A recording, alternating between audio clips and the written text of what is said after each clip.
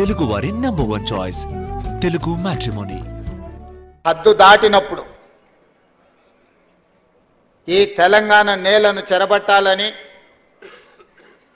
ఈ తెలంగాణ ప్రజల మీద ఆధిపత్యాన్ని చెలాయించాలనుకున్నప్పుడల్లా ఈ గడ్డ మీద పుట్టిన బిడ్డలైన కవులు, కళాకారులు తమ గళాన్ని, తమ గజ్జెను, తమ దుప్పటికి దుమ్ము దులిపి దిగంతాలకు తరిమిన చరిత్ర ఈ తెలంగాణ నేలకుంది. ఆనాడు నిజాం ప్రభువులు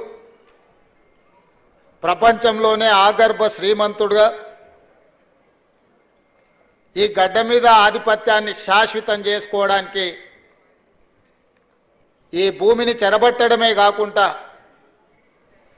దళితులను, గిరిజనులను, బలహీన వర్గాల మీద తాను ఆధిపత్యం చెలాయించాలనుకున్నప్పుడు ఆ చెలాయిస్తున్న సందర్భంలో బండెనక బండి కట్టి ఏ బండిలో పోతారో నిజాము సర్కారోడా అని బండి యాదగిరి గలం విప్పితే నిజాం సర్కారు పీఠమే కదిలింది. అదేవిధంగా ఉమ్మడి రాష్ట్రంలో సీమాంధ్రకు సంబంధించిన సమైక్యవాదులు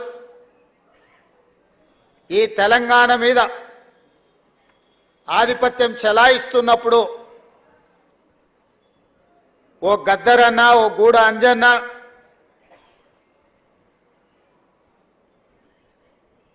ఓ అందశ్రీ, ఓ గోరెటి వెంకన్న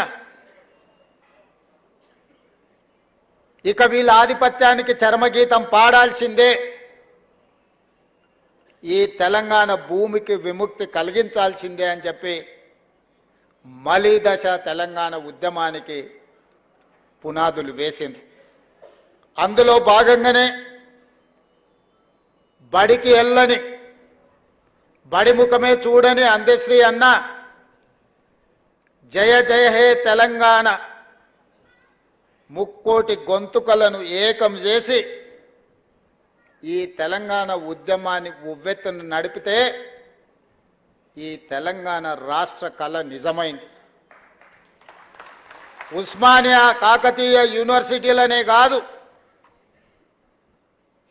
ప్రపంచంలో ఏ మూలన ఉన్నా తెలంగాణ గుండెకు జయ జయ హే తెలంగాణ గీతాన్ని చేర్చి ఒక ఉద్యమ స్ఫూర్తిని రగల్చిన గొప్ప తెలంగాణ బిడ్డ అందశ్రీ. బడి ముఖమే చూడని సహజ కవి అందశ్రీ ప్రతి బడిలో ఈనాడు జయ జయ హే తెలంగాణ పాడుకునేంత గొప్ప ప్రభావాన్ని ఈ తెలంగాణ సమాజానికి అందించిండు. బాధతో, ఉద్వేగంతో నేను ఈ మాట చెప్తున్నా.